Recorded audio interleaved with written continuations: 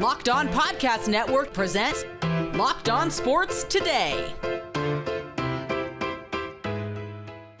Davante Adams seemingly just got to Las Vegas, and already he seems to want to go. Also, the Mets offense went off against the Brewers. And is Jalen Hurts overrated? I'm Peter Bukowski, starting your day with the can't-miss stories and biggest debates in sports. You're Locked On Sports Today. Searching all major sports. Found. Let's start with the biggest story. Davante Adams wanted to be in Las Vegas, and like a lot of people who go to Las Vegas with the best of intentions, has decided it's time to go, potentially. Reportedly talking to the Raiders about a trade. Your boy Q from Locked On Raiders joins me now. And Q, it wasn't that long ago that Davante Adams was asking out of Green Bay specifically so that he could go to Las Vegas. How, in such a short amount of time, did we get here? Well, I'll tell you this. When he was in Green Bay, he had stability of one quarterback, right? And part of the reason why he wanted out of Green Bay was because of the question marks around the stability of the quarterback situation. Well, fast forward to since he's been in Vegas, he's dealt with Derek Carr. He's dealt with Jarrett Stidham. He's dealt with Brian Hoyer. He's dealt with Jimmy Garoppolo. He's dealt with Gardner Minshew. He's dealt with Aiden O'Connell. That was 2022. It's only 2024. He's gone through 6 quarterbacks in the short amount of time that he's been in Vegas. So that's part of the reason. Also, they're 16 and 22 since he's been a Raider. He's used to winning like he was doing in Green Bay. His tag team partner that he thought he was going to play with is in New Orleans. I mean, there's just so many different reasons why we are at where we're at right now with Davante Adams talking about he'd like to be somewhere else. He's on the wrong side of 30, so he wants to win. He also wants to be happy, and I don't think that those two conversations go hand in hand right now as it stands in Vegas. And look, we've had these conversations before. A lot of people asked me before the season, is Davante Adams going to be a Raider all season long? And I said, well, that depends on what they do as a team. If they win games and they're in the mix, then sure, I think he'll be happy because he loves being in Vegas. I do know that for a fact. He loves being on the West Coast, and his family could enjoy his games. But he also wants to win. And right now, the Raiders are not that team. There's question marks about what they're going to do with the cornerback position. Is Gardner Minshew going to be the guy all season? Will they make the move to Aiden O'Connell? You know, at some point, are they going to find their franchise quarterback? Because neither one of those dudes are him, as far as I'm concerned. So I think at this stage of the game, you know, and depending on how the relationship is with Antonio Pierce, and obviously there's questions about that as well right now. I think this is the right time to make this move. Some Instagram drama said on Kay Adams Up and Adams show that he didn't know about Antonio Pierce potentially liking a post about trading Davante Adams. Maybe that's just because Antonio Pierce knew something at that point that we didn't. But Q, this Raiders team, I mean, 2-2. It feels like the best case scenario if you were going to script this out before the year. Is this just one of those be careful what you wish for things for Davante Adams? I mean, I think that has something to do with it for sure. And yeah, the Raiders are 2-2 right now. And so the timing is weird for the trade request. I thought it would be closer to the trade deadline, which is November 5th. That's week 10. The Raiders happen to be on a bye that week. So my eyes were always kind of focused on the trade deadline, that week being when Davante would be moved. But, when it comes to the Instagram post and, I was watching the Up and Adams show with Kay Adams when he gave his answer and his response, and every answer he gave to Kay Adams was never as a matter of fact answer. It was never one of those answers that I'm used to him saying, hey, he usually speaks his mind. And so that was a tell when it was like when he was equivocating, when he was trying to push it off. Those of us who got, and you and I have listened to enough Davante Adams where we go, okay, something's up here. Yep, exactly. It never felt right. And, when she asked him straight up, hey, people think you played your last snap with the Raiders. What do you say to that? And he says, hey, I can only control what I can control, which is the conversation we're having right now, what I'm going to do next. I said immediately then, he gone. He gone, right? I mean, because, again, he could have said, my intentions are to be here and play against Denver. My intentions are to be here and play all season. My intentions are to win a championship. I can't control what the Raiders as an organization does, which is a valid point. But he didn't say any of that. He said, I can only control what I could control, which is the conversation we're having and what I'm going to do after this, which is work out. That, to me, told me all I needed to know about the situation. Okay, so understanding it's not the Raiders' preference probably to trade Davante Adams. He wanted to be there. They don't have that many other elite players. It's like Max Crosby, Christian Wilkins. Can we think of many more? But if he's going to go somewhere, where do you think he fits the best? Whether or not they can get a deal done is a separate question. But where, if you could just wave a magic wand and say, hey, Davante Adams, the best thing for you is to do this.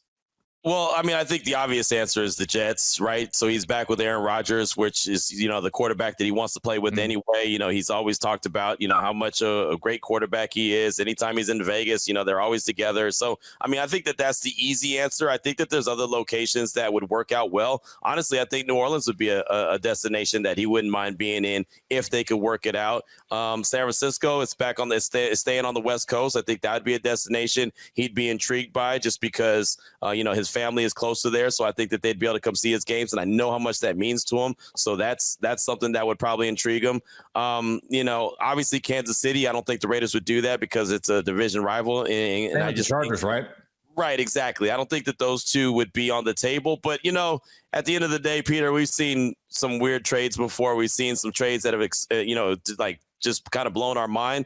If these guys were to overcompensate and really just roll out some big time draft capital for the efforts and the services of Davante Adams, I would not be surprised to see, the GM Tom Telesco make a move, right? I mean, again, they're trying to build this team to be winners at some point, right? Get to where they need to be. They need to get their franchise quarterback. If some team were to roll out and say, hey, let's give you a first round pick, I think the Raiders would be foolish not to do that. Now, I don't think that's going to happen, but I mean, if it's me, I'm trading them to whoever's rolling out a first round pick. I just don't think that's possible. Stay up to date on the Las Vegas Raiders all year long by subscribing to Locked On Sports Today and Locked On Raiders on your favorite podcast app and on YouTube. Thanks for making Locked On Sports Today your first listen. Coming up, the Mets started the playoffs with a huge dub. Before we get to that, we take a look at the rest of the wild card picture. Hey, NFL fans, you can kick your season into gear on FanDuel, America's #1 sportsbook. So when you get a hunch in the middle of the game, you can check out the latest stats, view live play-by-play, and so much more on your same page, right where you make your bets. It's easy. It's simple. It helped me win money this week. You'll get started with $200 in bonus bets guaranteed when you place your first $5 bet. And you can place that bet on week 5 and some season win totals. The Green Bay Packers are the only road favorite this weekend, favored by 3 points against the Los Angeles Rams. The Minnesota Vikings are one of the 2 undefeated teams left in the NFL, and they currently have an over-under set at 11.5. 11. They went 12 games. They hit the over. Are they going to go 12-5? If you got to lean, what are you waiting for? That's FanDuel.com to get started. Are you watching Fox Sports or ESPN on your TV all day? Have to turn down the volume with all that shouting? Make the switch to Locked On Sports Today, a free 24/7 sports streaming channel programmed for you every day to bring you the biggest stories without all the screaming. Locked On Sports Today brings you can't miss analysis, opinions, and news streaming 24/7 on YouTube or the free Amazon Fire TV channels app, part of the Locked On Podcast Network, your team every day. The Detroit Tigers made history on Tuesday night, defeating the Astros 3-1 and earning their first postseason victory since 2013. I know we're not fans of Detroit right now, maybe not the city, but definitely not the team. This is something that we kind of saw the writing on the wall. Tariq Skubal was a great pitcher. I didn't want to talk too much smack in yesterday's podcast for this very reason. I thought that Skubal was a good pitcher, and this was a matchup that I didn't really like because as good as Valdez has been at times, he's also kind of been a little bit of a head case in the playoffs, and he kind of showed it a little bit in this game today. And he looked really good in the first inning. He got a double play to get out of. He allowed somebody on base. I forgot how, but he got a double play. He led the Major League Baseball in double plays this year. And then in the second inning, everything just fell apart. He allowed a whole bunch of singles, and it just felt like Kansas City in 2015 all over again, just single.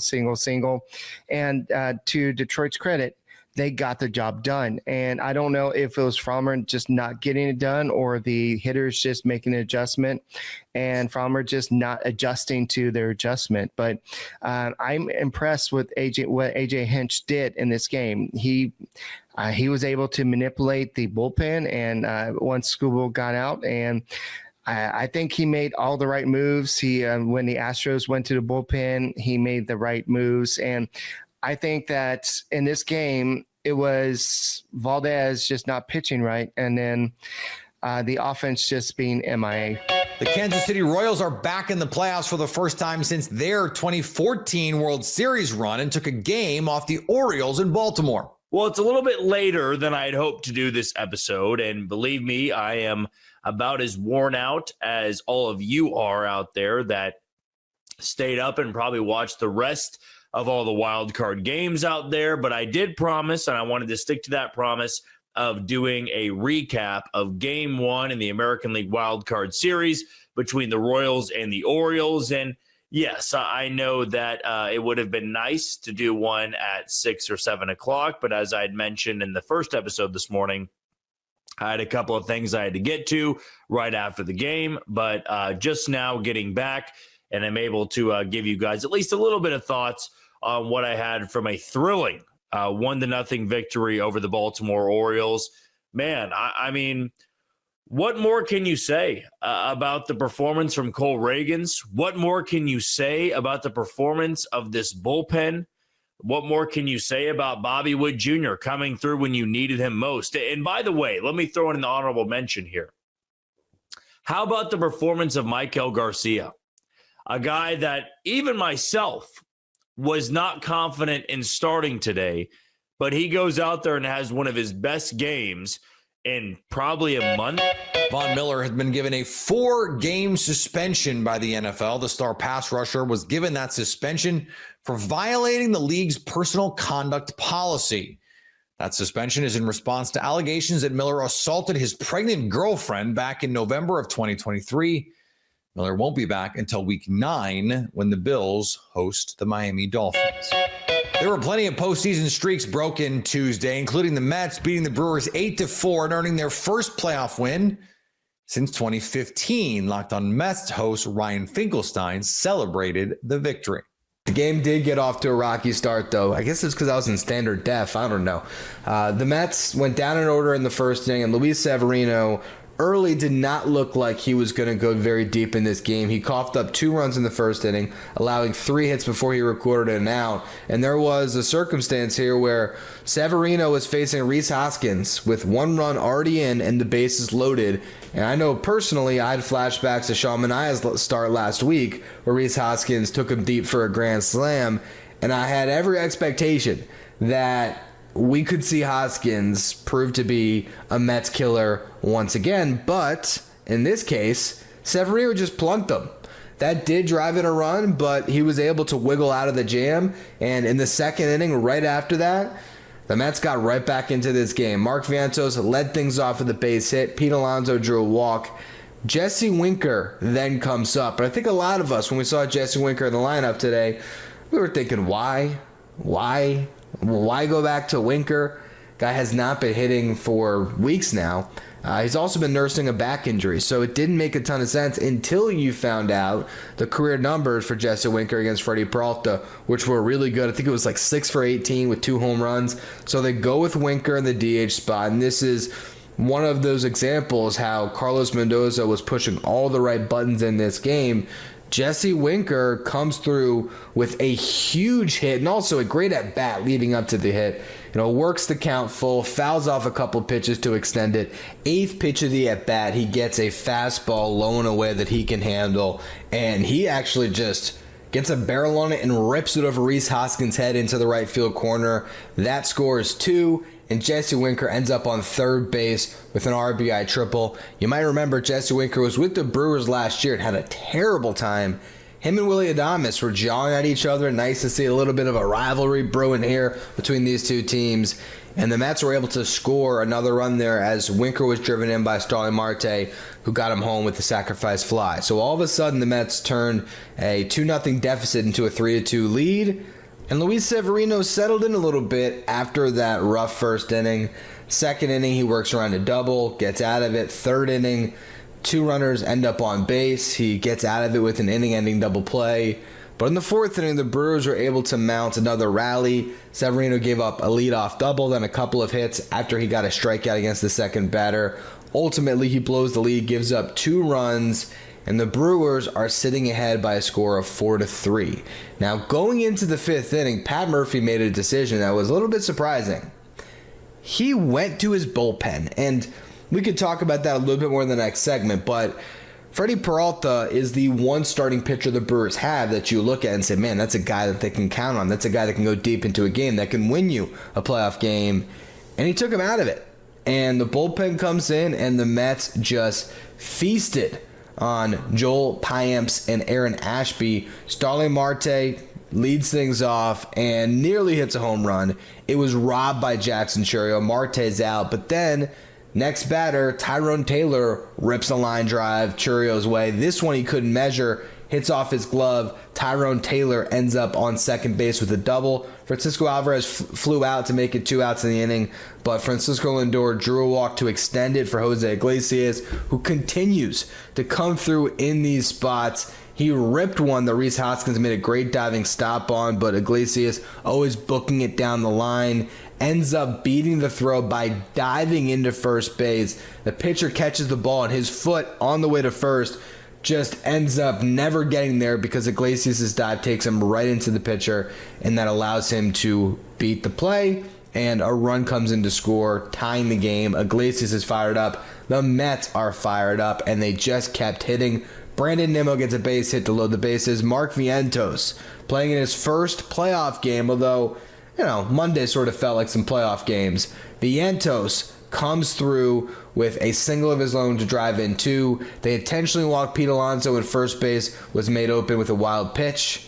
Brings up Jesse Winker's spot in the lineup. At this point, Aaron Ashby is pitching, and with the lefty on the mound, the Mets, they counter. They go to JD Martinez for the left-on-right matchup. JD gets the job done. He gets a base hit. All of a sudden, the New York Mets have an 8-4 lead, and they never let it up from there. The good news for the Mets is they've never had a baseball moment that started good and ended bad. Stay up to date on the New York Mets all year long by subscribing to Locked On Sports Today and Locked On Mets on your favorite podcast app and on YouTube. Coming up, is Jalen Hurts overrated, or is he just hurt? Philadelphia Eagles quarterback Jalen Hurts has struggled since signing a 5-year, $255 million contract. Locked On NFL host Tony Wiggins and Kevin Ostreicher believe he could be following in Carson Wentz's footsteps with his recent performance drop. Jalen Hurts. Have you noticed anything about Jalen Hurts? Because to me, I always look at him with all of that body armor and how big he is, and they keep talking about how much he lifts weights, and that's not really a prerequisite for a lot of quarterbacks, but he just doesn't look like the same guy he did 2 years ago. Yeah, and I think, Wig, it comes down to I think he's just being a little reckless with the ball here. I mean, he has 27 turnovers since the start of last season, and really hasn't been that great this year with it either. Has a turnover in every single game this year, and part of it is, he hasn't had guys like A.J. Brown at his disposal, Devonta Smith at his disposal at times this year too. But these great quarterbacks, Wig, you have to be an elevator. You have to work with what's around you. And, you acquire Jahan Dotson to try to be your third wide receiver, and all of a sudden he's your number 1 for a week. And you have Dallas Goedert and others as well. You bring in Saquon Barkley. But for Jalen, he gets this huge contract and those big guys to get the money. Like Patrick Mahomes is an elevator. He hasn't had these great receiving cores. He's had a great weapon here and a great weapon there. He had Tyreek and Travis for a while. Obviously, Rashee Rice is there now. Travis is still there. Josh Allen has Stephon Diggs, and he was working with him for a while. Lamar has had Mark Andrews, and you can go on and on with those quarterbacks. But more often than not, they haven't had all of this great talent around them. They've had to elevate others. And it seems like for Jalen Hurts, when his stars go down, and A.J. Brown and Devonta Smith, he hasn't been able to elevate the others around him, but it goes a little beyond that, Wig, because this has been going on for a lot longer than just the last couple of weeks. This is the problem teams face paying quarterbacks in the middle. especially quarterbacks on really good teams. Jalen Hurts, in a good situation with a loaded roster, can take you to a Super Bowl. We saw it. And so he got paid based on a quarterback who can do that, not taking into account fully his role in that run. Jared Goff just got paid, and we saw him perfect on Monday night, 18 for 18. That doesn't take into account the sacks. That doesn't take into account the fact that he had all day to throw all day. I suppose it was a night game all night. That Ben Johnson is one of the best offensive coordinators in the league. That Jameson Williams is breaking out. That they have Amon-Ra St. Brown and David Montgomery and Jahmyr Gibbs and Sam Laporta. That he's in the ideal position for him to succeed. Tua Tagovailoa got paid in Miami in a situation that, I guess, for other quarterbacks is increasingly looking like it's a more difficult situation than we realized. But Tua made that offense work. But do any of those players really move the needle for their teams? I mean, in a real way. Can you win Super Bowls with those teams? Again, I guess the Eagles were pretty close, but they ultimately came up short. Kyle Shanahan was in a similar situation with Jimmy Garoppolo, where they came up short, and it was obvious that one of the big reasons was his quarterback. There are plenty of things that we can say about Nick Sirianni and the coaching changes and all of that with Jalen Hurts, but he leads the league in turnovers, leads the league in turnover-worthy plays. He's just not the player that they paid. And they paid him off of one season. It might end up being a huge mistake. And finally, LeBron James has already accomplished everything. The four-time NBA champion was asked if there's anything else he'd like to accomplish in his career. According to LeBron, everything from here on out is just what he called extra credit. As a fan, I don't care about the Lakers this way or that way. I am enjoying witnessing one of the greatest careers in sports history. And I couldn't agree more. I want to see him keep playing because I love watching LeBron James play. It's special. He's special. If you're catching this episode after hearing your favorite Locked On show, make sure to subscribe to Locked On Sports Today on YouTube or wherever you get podcasts so you never miss an episode. Also, if you're a new subscriber to Locked On Sports Today, we're here for you with the biggest stories in sports every day. Coming up on the next Locked On Sports Today, can the Brew Crew stay alive in the postseason? So at least until tomorrow, stay locked on sports today. Locked On Podcast Network presents Locked On Sports Today. Go to our video on demand. Click on sports at the top of your screen. There, you'll find past episodes of Locked On Sports Today, plus other Locked On shows on demand.